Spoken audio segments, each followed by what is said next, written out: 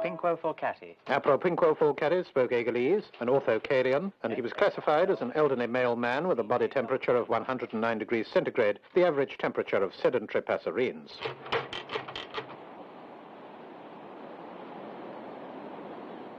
Appropinquo lived on the seafront at Barmouth, in a two-roomed ground-floor flat that faced the Atlantic. Fallcatti had started his working life as a veterinary ornithologist in Turin, staging elaborate musical pageants, until his book reviews under the pen name Gargany earned him enough money to give up his surgery and concentrate full-time on the production of what he called ecological dramas, that earned him the derision of theatre critics and biologists alike. Even the public sympathy towards dramatized natural history in the years after the VUE did nothing towards making Fallcatti a household name. Seeking to secure a reputation with the British ornithological establishment, Fallcatti, with his wife and adopted son, came to England.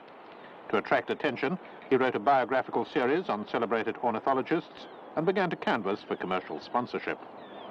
In conjunction with the BFI, the bird facilities industry, Appropinquo Fallcatti organised critical screenings of films with an ornithological bias.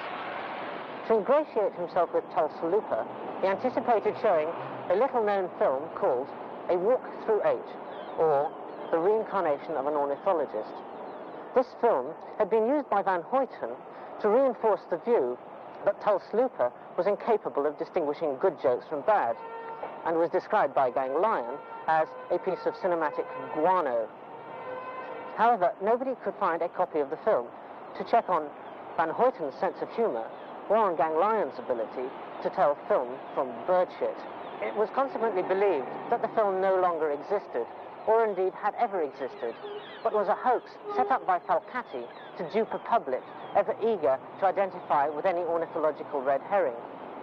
Some members of this public had been persuaded into thinking that Tulsa was merely a pseudonym for Audubon. After this unsatisfactory introduction before the British public, Fallcatti moved to Barmouth. In the evening, when the light was not too bright, Fallcatti ventured out and sat in this promenade kiosk, sometimes with his wife, sometimes alone. Fallcatti is currently planning a dramatized version of the violent unknown event to rival the Passion play at Oberammergau.